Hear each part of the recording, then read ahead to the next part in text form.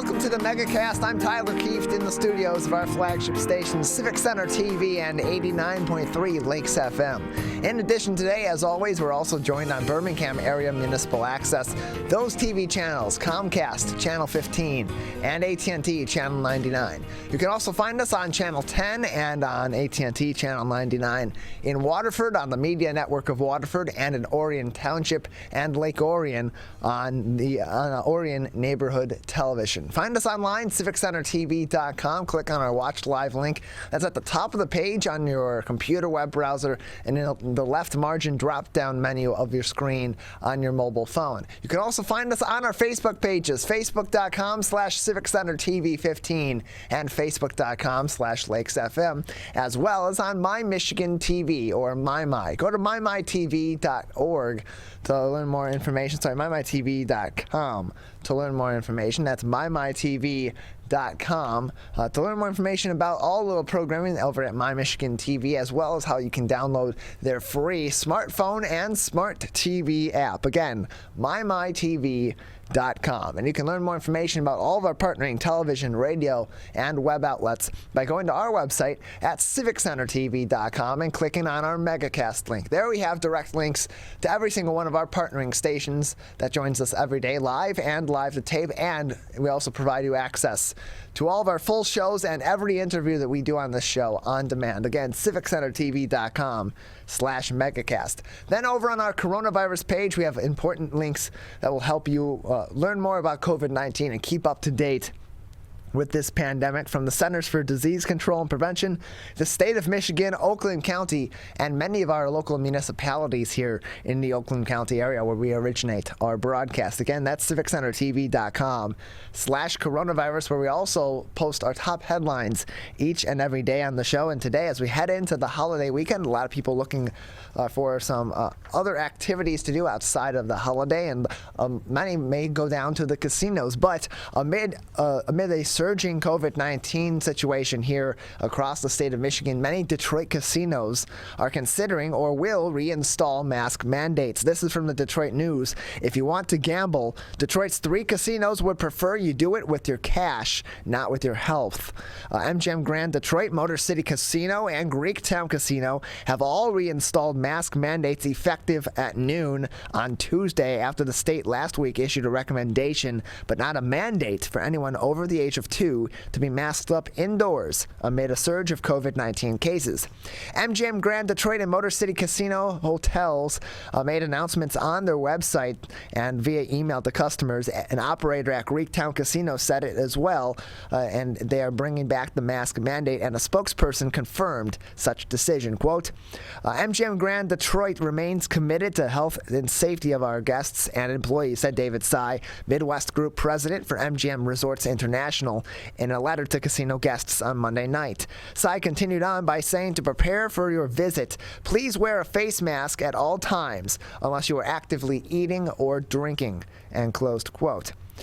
He also continued on by saying later on, as we approach the holidays, we hope you stay well and wish you a healthy and happy holiday season. I look forward to welcoming you back safely on your next visit, and closed quote. The 3 casinos are requiring the masks regardless of vaccination status. All casinos provide masks to customers who do not have one. Quote, face masks must be worn by customers, associates, and other visitors, said Motor City Casino in a statement. The mask mandates for casinos include hotel guests who are in public spaces, and at Motor City Casino, masks will not be required for customers attending banquets or events at the Soundboard Theater. Detroit Mayor Mike Duggan applauded the moves, which were voluntary, saying, quote, what private companies are doing makes great sense. If I were running a casino, I'd do the same thing, and closed quote.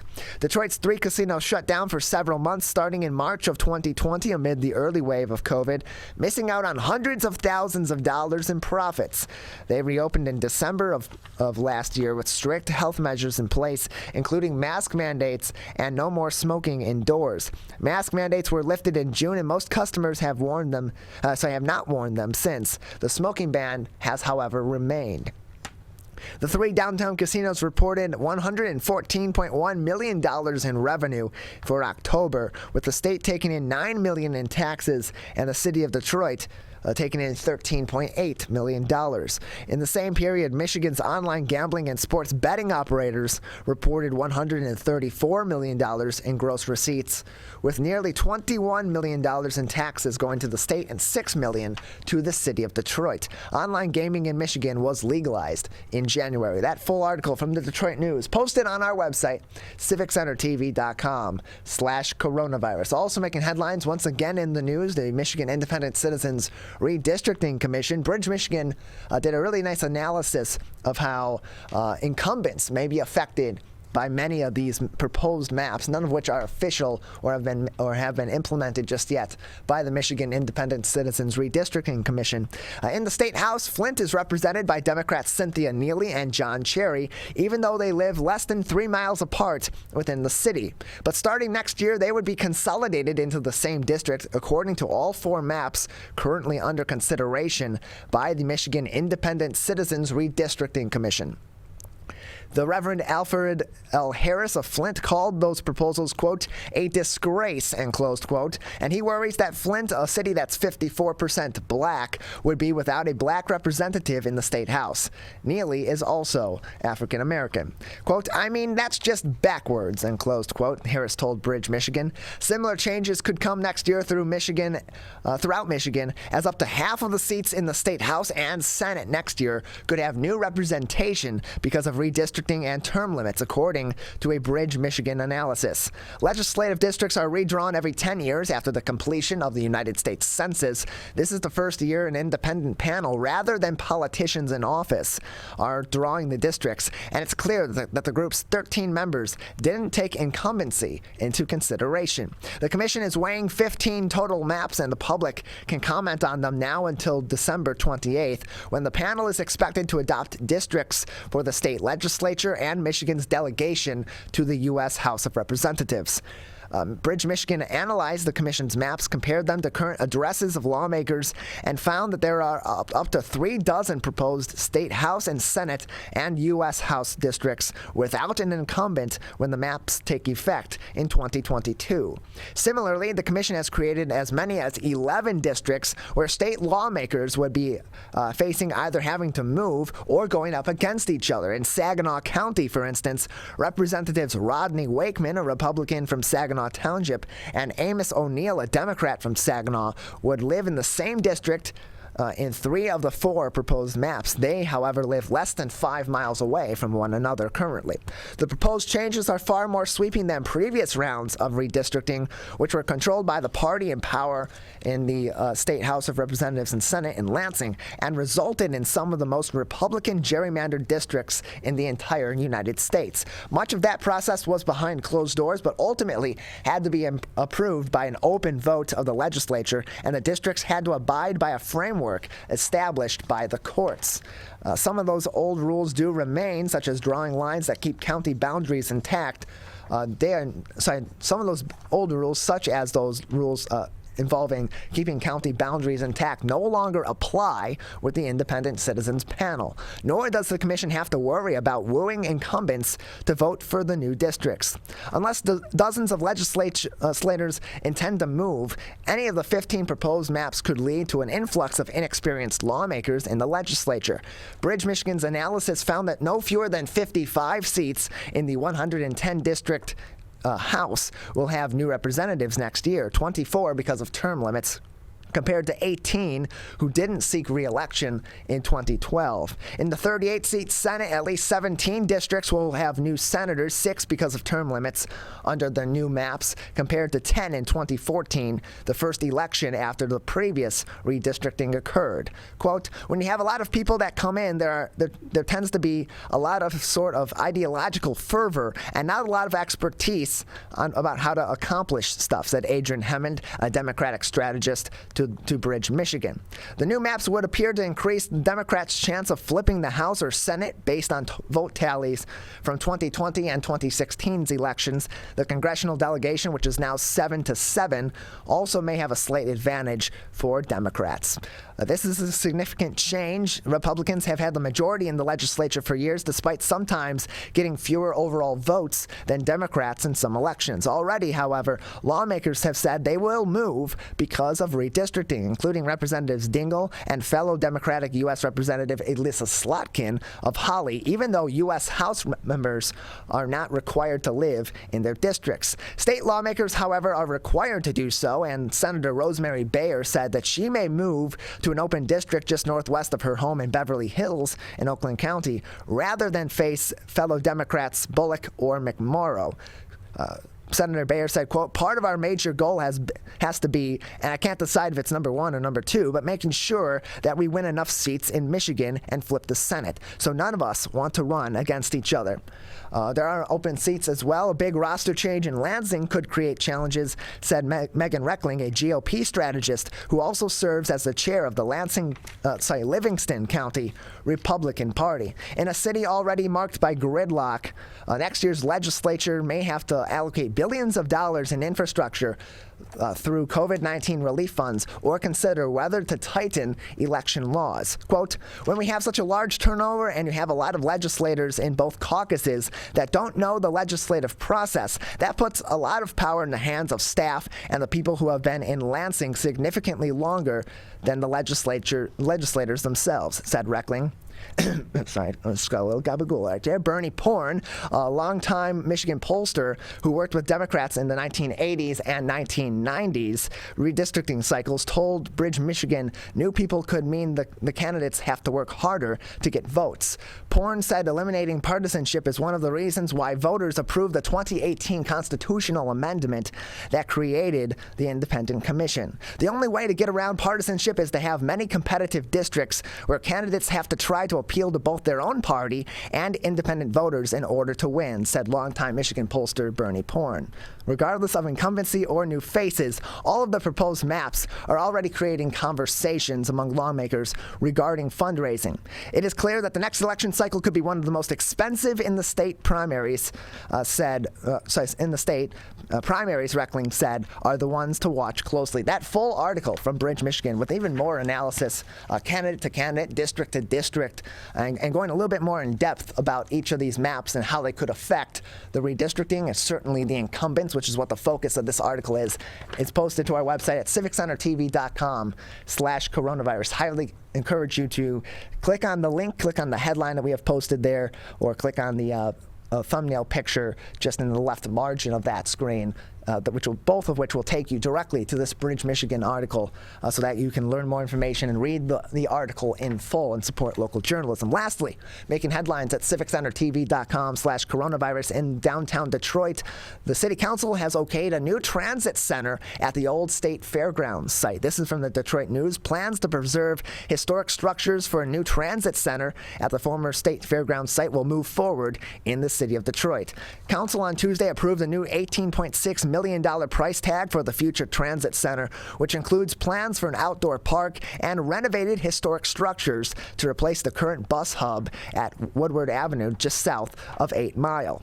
The initial $7 million plan was to raise existing historic structures for a new transit center that would complement the Rosa Parks station, but preservationists urged officials to save them. Developers plan to restore the Dairy Cattle building to serve as a main access for drivers and passengers. The 1924 Coliseum will be demolished, but the facade will remain as an entry point, said COO Hakeem Berry in a news conference earlier this month. Quote, "We are trying to retain that as an anchor to what we right now call Coliseum Park. It could be called something else in the future, but it creates that outdoor space on this kind of desert place where nothing else is happening," said Berry. More than 10 callers either raised concerns about demolishing the Coliseum or supported the new plan during City Council's public comment session, including council members-elect Angela Callaway and Letitia Johnson. Councilmember-elect Callaway urged council members not to move forward with a vote and to instead explore outside funding to preserve the Coliseum. Quote, "The Coliseum is a historical and cultural gem," said Councilmember-elect Callaway. Councilmember-elect Johnson, who was replacing former City Council member Andre Spivey said she is concerned about the environment. Quote, in District 4, we are actively dealing with environmental issues surrounding Stellantis. It is important to make sure that we bring industry to our communities, that we do right by the residential community. And closed quote. Officials were divided on the project. Council member Raquel Castaneda Lopez, who attempted to send it back to the Public Health and Safety Committee, said she was against the proposal since the beginning because of air quality and noise concerns, and urged council to table the proposal until a new term beginning in January began in order to deliberate. President pro tempore of the board, Mary Sheffield, who said she would wholeheartedly support investing in Detroit's transit, also opposed the project to allow more negotiations to address environmental concerns and save the Coliseum. Others in the public comment session, such as Christopher Johnson, urged council members to pass the amended resolution. Across the country, these transit centers not only revitalize the neighborhoods, but also increase tax revenues that come in for the cities. It's also helped with commercial buildings as far as revenue, Johnson said. Another caller associated the State Fair Neighborhood Association with the State Fair Neighborhood Association also pushed for the project, adding that there's no use for the Coliseum. Quote, I think Coliseum Park as an opportunity for transit riders to have access to food trucks and an open space along with Amazon employees is a great idea, and closed quote, the caller said. The project is expected to be complete in 2022 in the winter season, Berry added. Operational costs have yet to be determined. Other plans include small retail or pop-up businesses in the Dairy Cattle building. D-Dot bus driver Fernando Smith, who runs a route from Woodward to Larned, also to the Old State Fairgrounds site, said at a site walkthrough earlier this month that he is looking forward to the new facility providing as much as a lounge and bathroom for drivers. Quote, now you can come in, sit down, reset yourself a minute, and get your thoughts together before you go back out and roll down the road and start picking up other passengers, Smith said. With this facility, you have passengers and drivers out of the weather, and that is important. That full article from the Detroit News, as well as all of our other top headlines today, on our website at civiccentertv.com/coronavirus. In addition, as always, those very important links that send you to the Centers for Disease Control and Prevention, the State of Michigan's Health and Human Services Department, and the Oakland County Health Division's COVID-19 specific web pages, also readily available at the top of our page there at civiccentertv.com/coronavirus. Well, as I said yesterday, today is a special 1-hour edition of the Megacast. We got 2 really nice interviews coming up for you in this hour. Coming up next, Amy Good, the CEO of Alternatives for Girls, will join us as our Share Detroit Megacast charity of the day as we approach Giving Tuesday next week. And then at 10:40, Jarret Alan Schlaff, the co-founder and CEO of Pingree Detroit, will join us as well. That is all coming up next. You are watching and listening to the Megacast. Can I ask you a question? Why did you get your kids vaccinated? It was hard for them to social distance, to be isolated from their friends. I want them to get back to school and sports games. So as a pediatrician, I recommend the vaccine to everyone I know. The boys lost a former teammate and classmate who was only 20 years old. It's been a devastating year. We want to get back to normalcy. Our daughter is really looking forward to being with her friends, being a kid. It's the Great Lakes water. And so what people do ends up in our waterways. Flushable wipes are just evil. They should be thrown away. They're impossible to destroy, and they can cause significant problems. One of the main things when you're cooking is to not dump fats, oils, and greases down your drains. They stick to the sides of pipes. They stick to everything they come in contact with. Don't put it down the sink. There's one water, and it's ours to protect.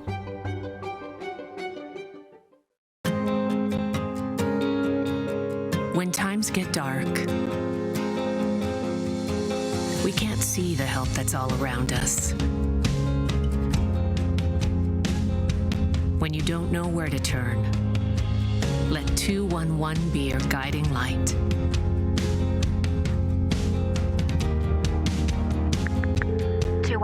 How can I help you? Our guides are ready to connect you with the help you need.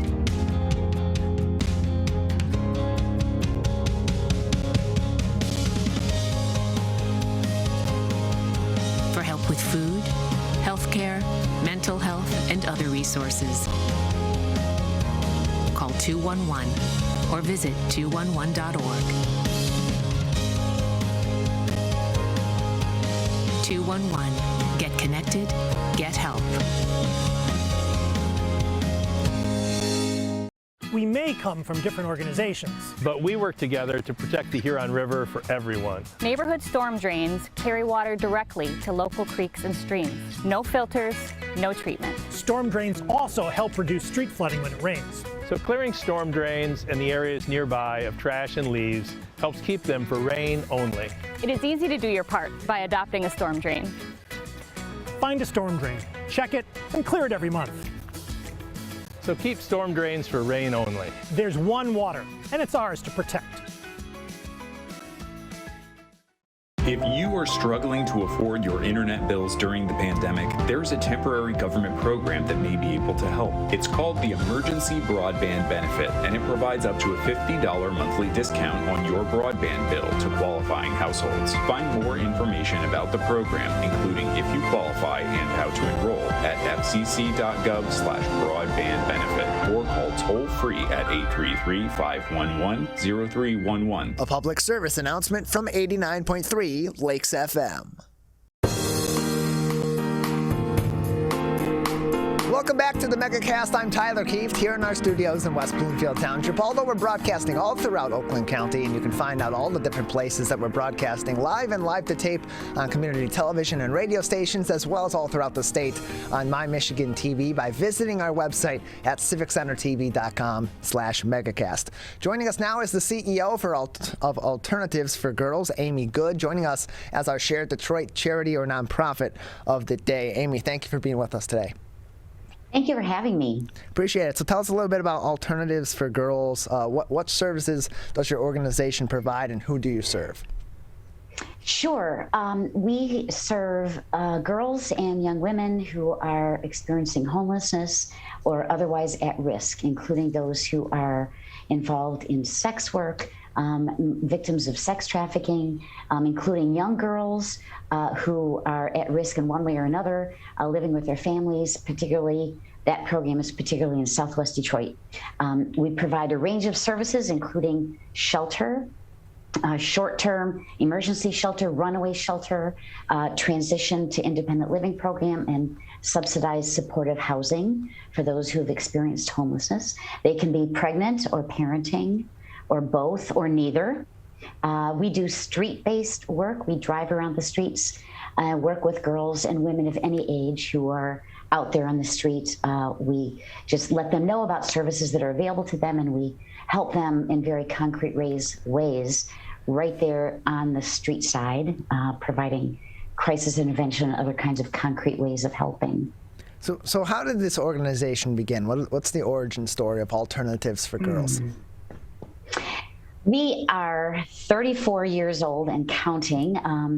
2022 will be our 35th anniversary. It's kind of hard to believe, but we began very much from the grassroots. A group of people, including myself, living in Southwest Detroit in the mid-'80s, became aware of the increasing number of girls and young women who are in harm's way, who were without a home, who were at risk, who were involved in sex work on the street, who just were not going to school, who were being pressed into prostitution by their families for needed income. And the neighborhood rallied. We came together. We got a handle on understanding the problem, took a systematic look at what resources were available, decided there were gaps, tried to find some already existing organizations to step up to the plate and address those gaps.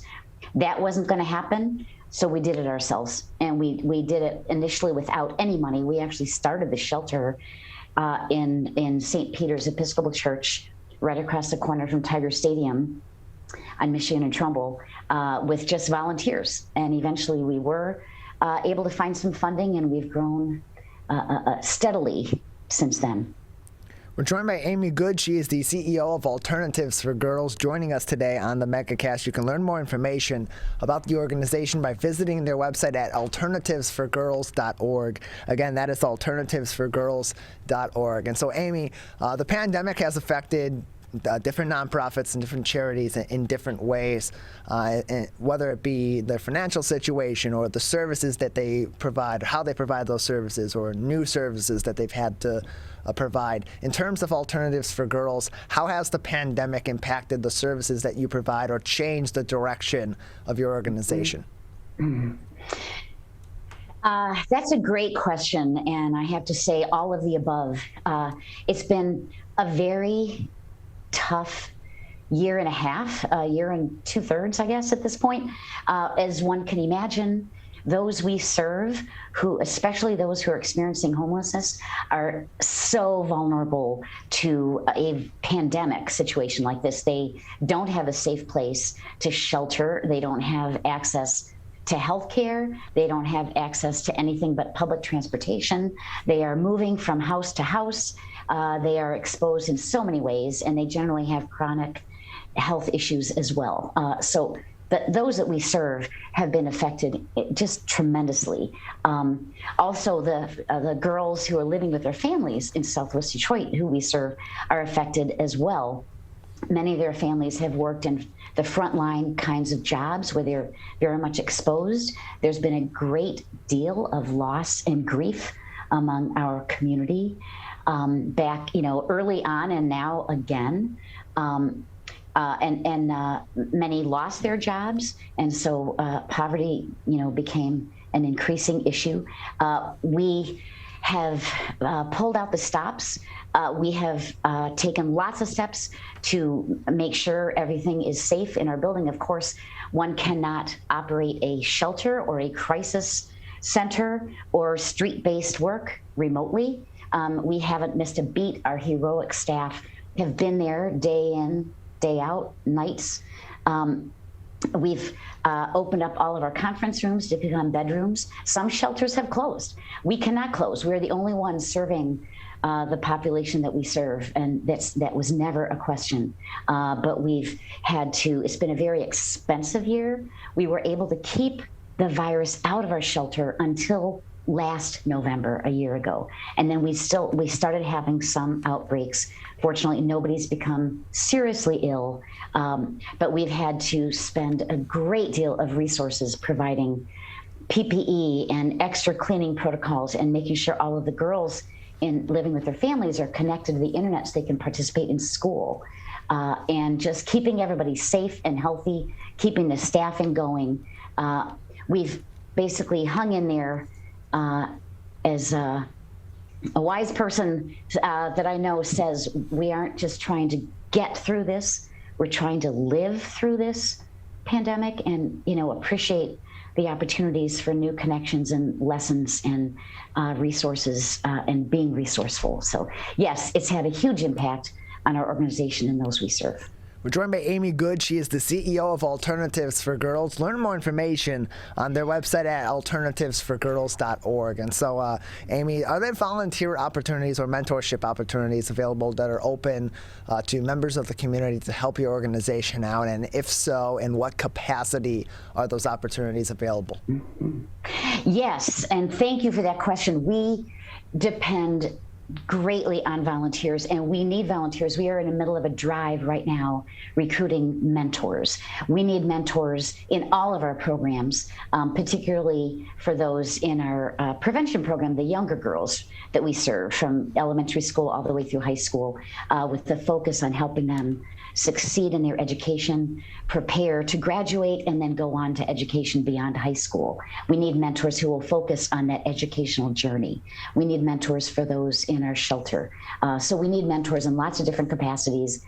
We provide training, we provide support, we provide ongoing support, in fact. We also need mentors for all of our programs, for our street-based work, we need mentors to help us with childcare as we provide parenting classes. So there's mentors that are a really big need. And we need volunteers in lots of other ways as well. We need volunteers to help us raise money. We need mentors in really every capacity of the organization. People can connect with us in that way by going to our website, alternativesforgirls.org.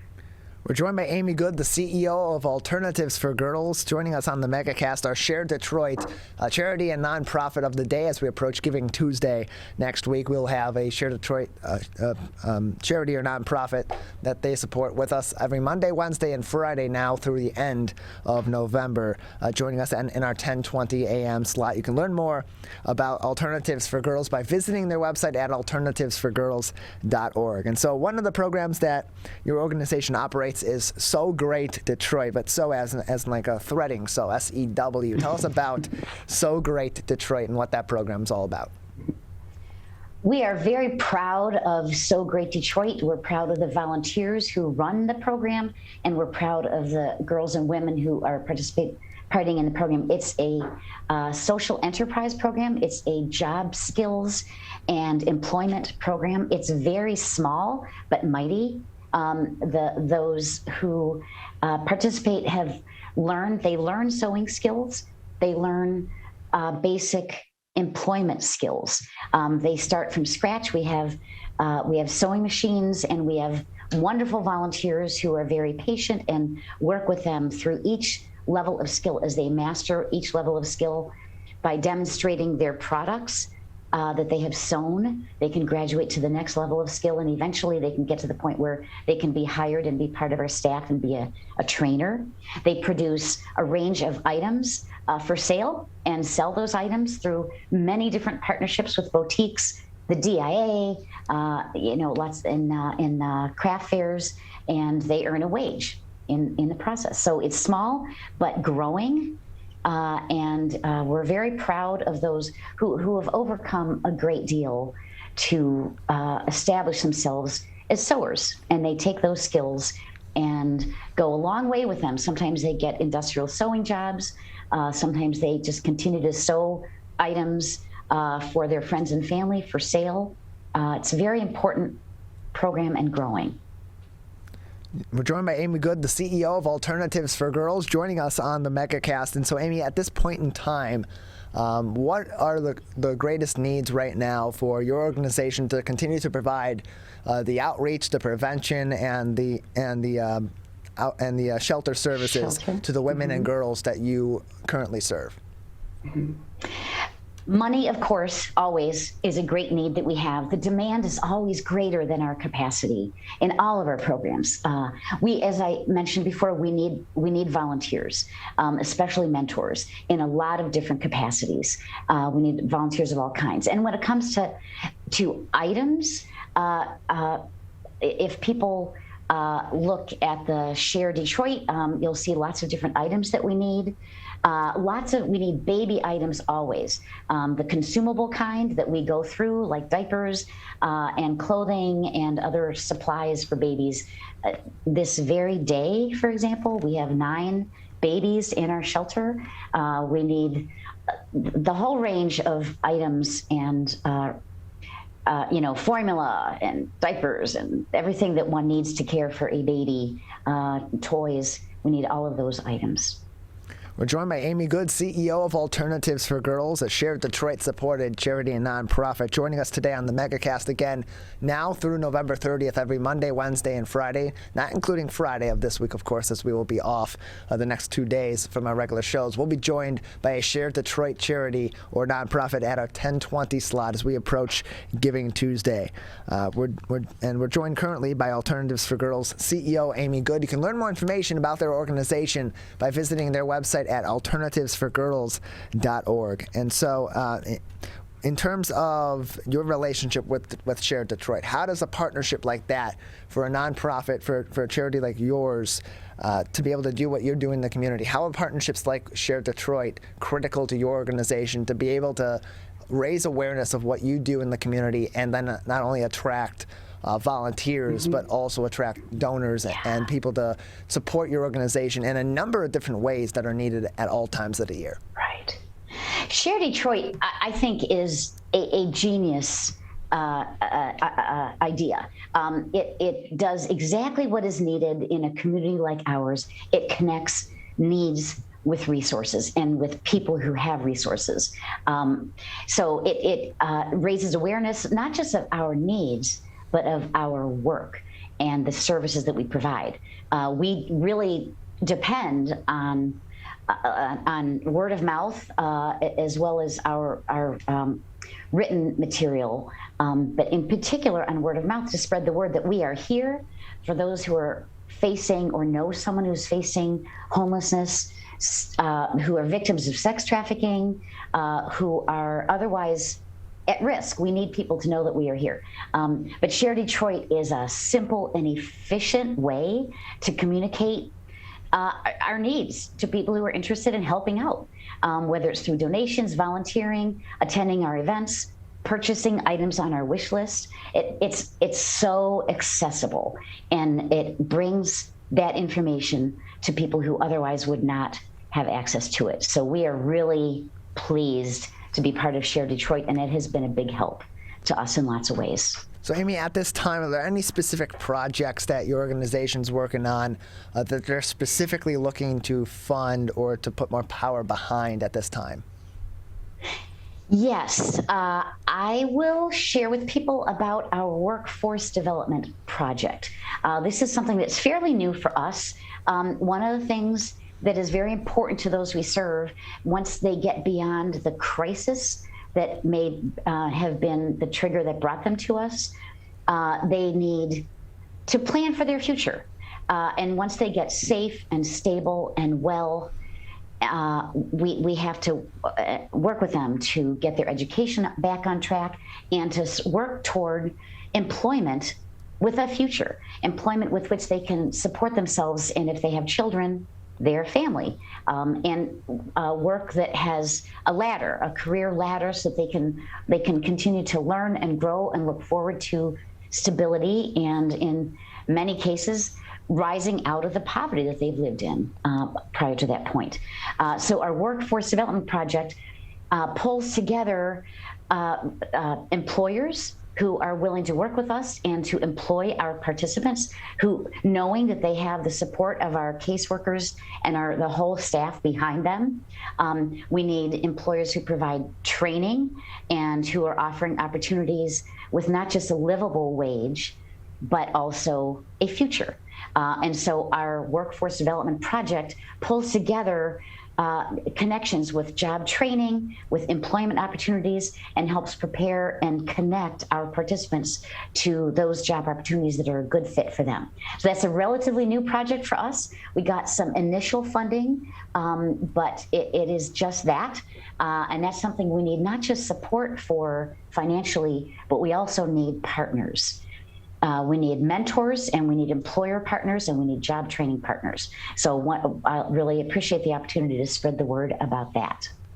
We're joined by Amy Good, the CEO of Alternatives for Girls, a Share Detroit-supported charity, joining us today on the Megacast. Again, you can learn more information about how you can get involved and how you can help their organization by visiting their website, alternativesforgirls.org. And Amy, just another couple minutes with you before we'll have to say goodbye today. Anything else at this time that would be important for our audience to know about your organization or other ways that they can help? Yeah. I mean, what I want people to know about Alternatives to Girls is that our programs work.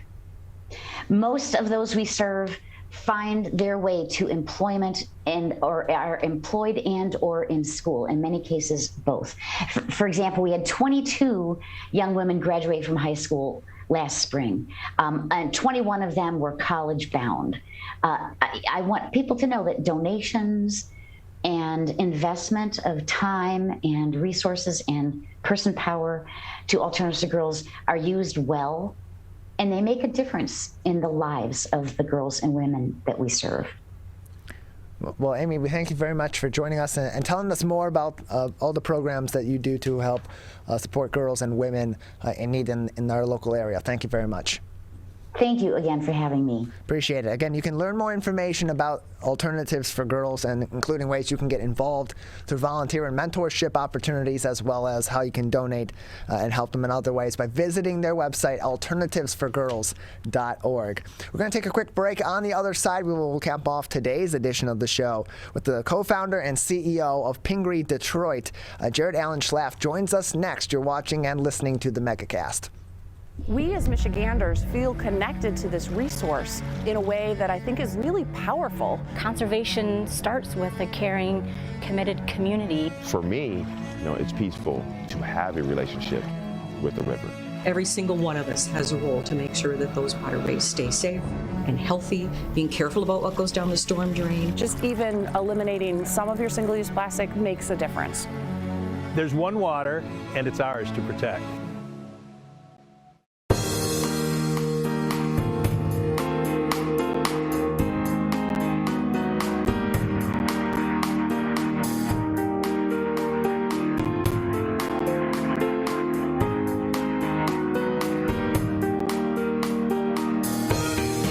Welcome back to the Megacast. I'm Tyler Keefe, alongside our studio producer and board operator, Calvin Brown, here in our studios in West Bloomfield Township. You can learn more information about the show, including all the places you can watch us live to tape, and on demand by visiting our website, civiccentertv.com/Megacast. Just again, a programming note, today's show, only 1 hour as opposed to our usual 2 hours today on the Megacast, but you will be able to find all of today's show interviews, as well as the full episode and all of our other episodes from this week on our website at civiccentertv.com/Megacast, as we will also be taking both the Thanksgiving holiday tomorrow and Friday off, but we will be back Monday morning at 10 a.m. for our usual 2-hour shows.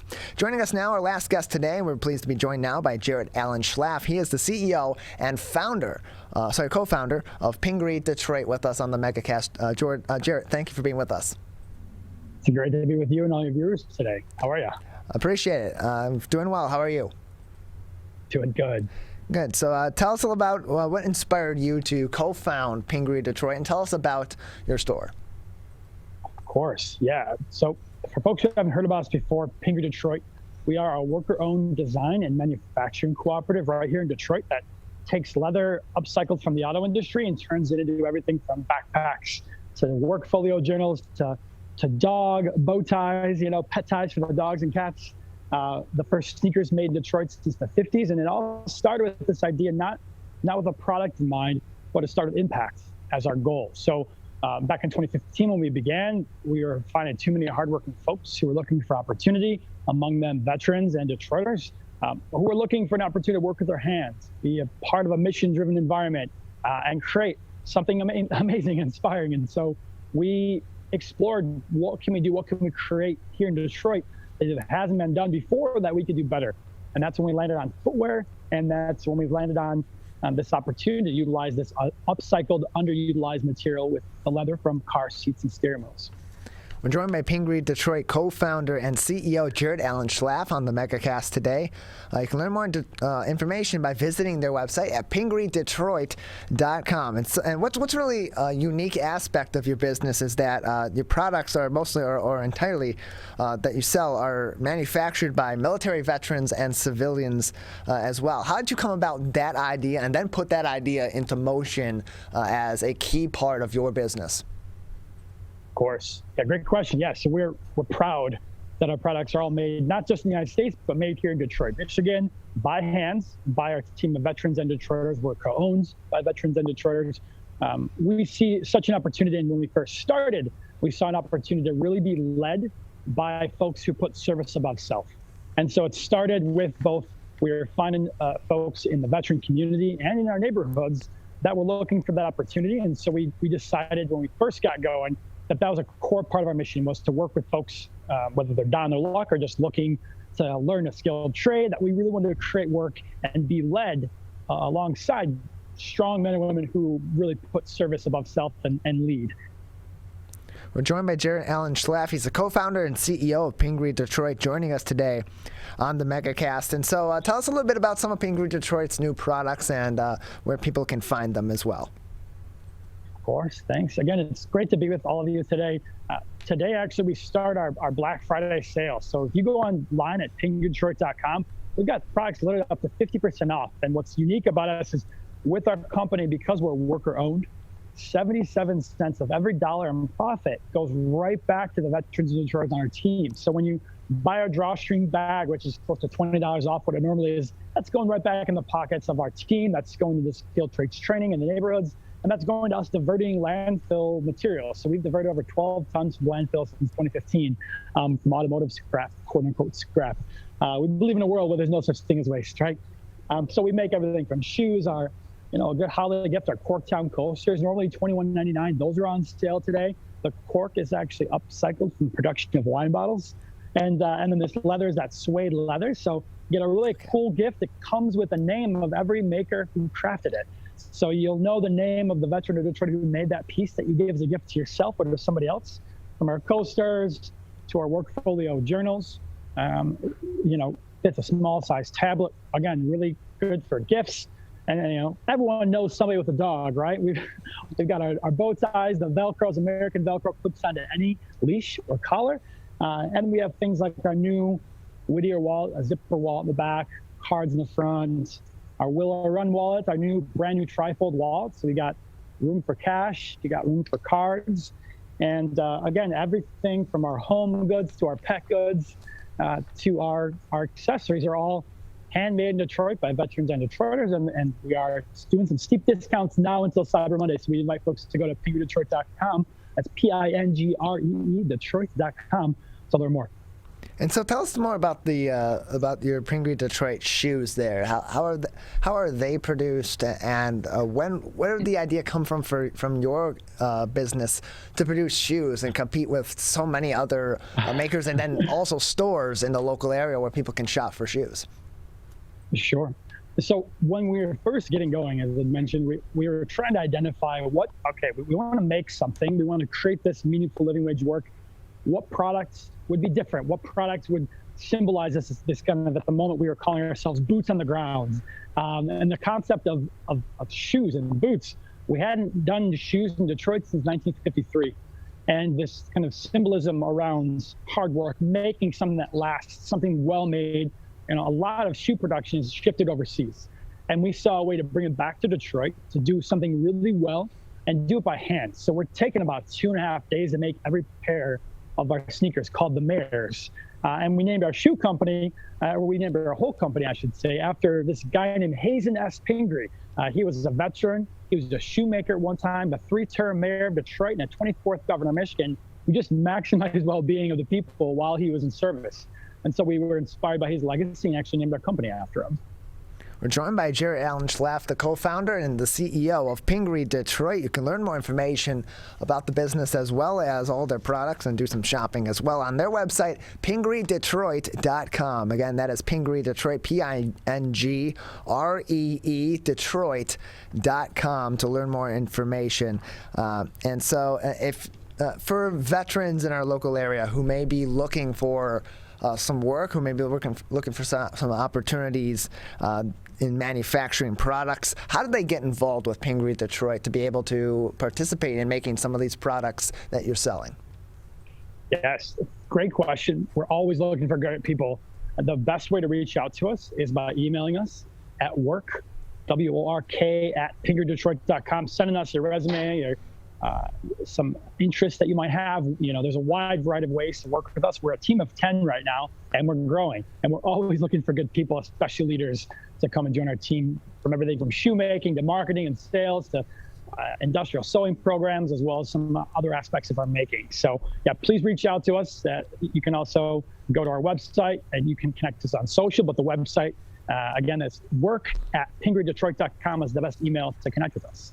And so where can people get your products? Obviously online, but is there a physical place that people can go as well if they're doing some shopping this holiday weekend or in anticipation for the holidays over the next several weeks? Is there another place that they can go as well? Yeah, so we definitely encourage folks to check out our website. We do offer free shipping. We can also do curbside pickup from our factory off of 6 Mile, Livernois. But for folks that are looking for something maybe closer to them, our products are also in the Detroit shop in Somerset, as well as the Detroit shop downtown Detroit.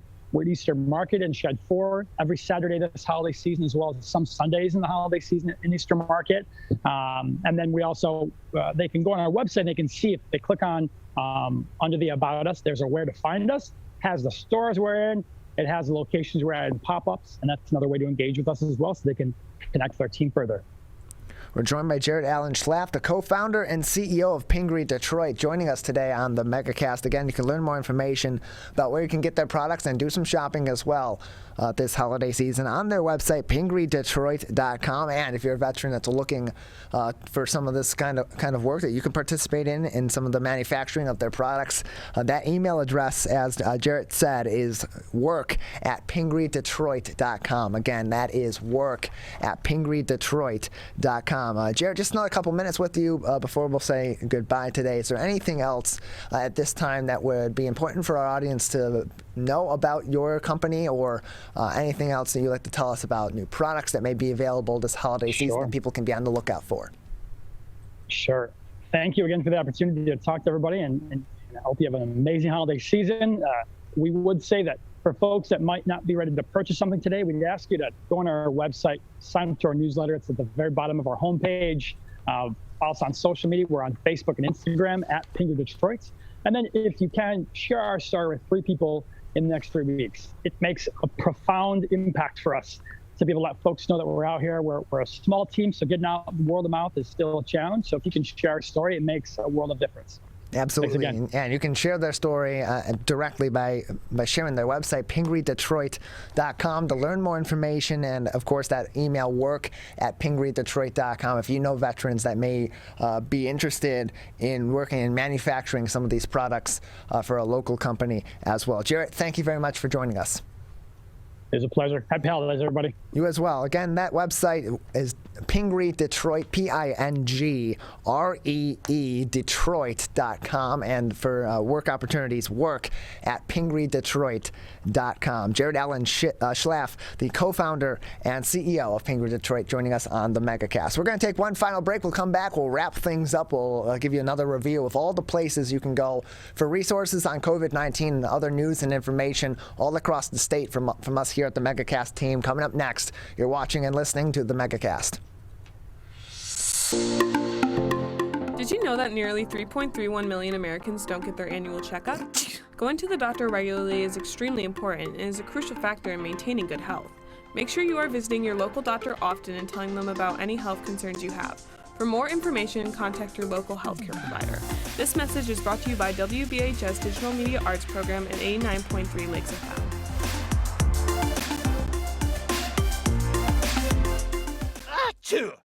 People are getting out to walk and bike in higher numbers. More vulnerable road users and higher speed traffic can be a dangerous combination. Crash severity has increased, so if you're driving, be sure to slow down and look for people. There's no need to speed. If you're biking, ride with traffic. If you're walking, avoid stepping into the road if possible. If you have to walk in the street, walk facing traffic. Learn more at walkbikedrivesafe.org. When times get dark, we can't see the help that's all around us. When you don't know where to turn, let 211 be your guiding light.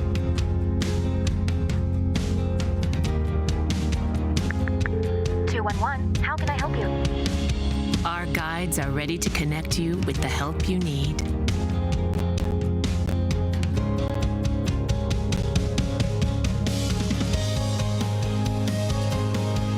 For help with food, healthcare, mental health, and other resources, call 211 or visit 211.org. 211. Get connected, get help.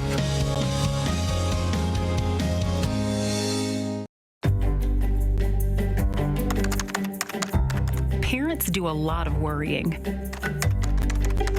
Get your kids caught up on childhood vaccines to protect them from these 14 preventable diseases, and you'll have 14 fewer things to worry about. Vaccines are safe and effective and save lives. So let's get caught up on vaccines and worry about something else. Get the facts at ivaccinate.org.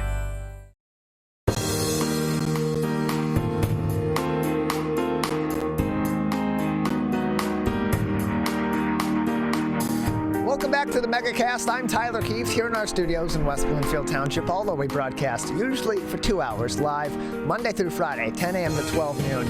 All across the state of Michigan. Learn more information on our website at civiccentertv.com/megacast. Got about 2.5 minutes left in today's edition of the show. It's a special 1-hour edition. We're ending just a little bit early on this day before the Thanksgiving holiday. Wish you and yours all a very happy holiday and a safe holiday weekend as well, and invite you to join us back here on Monday at 10 a.m. for our regular shows. Big thank you to all of our guests who joined us on today's edition of the show. Amy Good, the CEO of Alternatives for Girls, our Share Detroit charity and nonprofit of the day. Learn more information about them at their website, alternativesforgirls.org. A big thank you as well to our previous guest, Jarret Alan Schlaff, the co-founder and CEO of Pingree Detroit. You can learn more information about his business that's helping employ a lot of veterans in the Detroit area on their website, pingreedetroit.com. And you can also, if you're interested in working and you are a veteran looking for an opportunity to maybe manufacture some of these products and get some work opportunities, it's work at pingreedetroit.com. Big thank you as well to our entire crew. Calvin Brown, our studio producer and our board operator, with me each and every day here in our studios in West Bloomfield Township. Jared Clark, our Zoom producer over in our Troy offices of My Michigan TV. Getting all of our guests ready for each and every one of our shows. And of course, Larry Nyland, our booking producer, who is responsible for scheduling all of these guests for every single one of our shows, and does a lot of work to make that happen, give us all the information that we need so we can have these long and interesting conversations with everybody that joins us Monday through Friday from 10 a.m. to 12 noon. Again, you can find all of our full episodes and our interviews on demand by visiting our website at civiccentertv.com/megacast.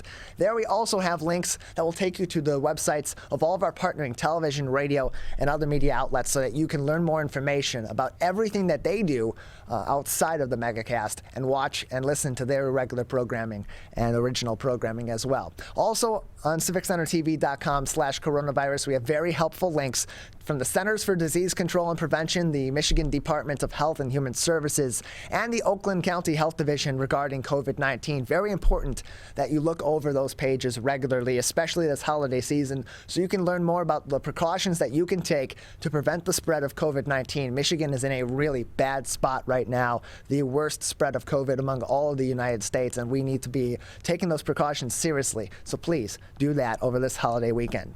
That is going to do it for our show. We'll return to regular programming on Civic Center TV and My Michigan TV, and we will be back tomorrow. We'll be back Monday at 10 a.m.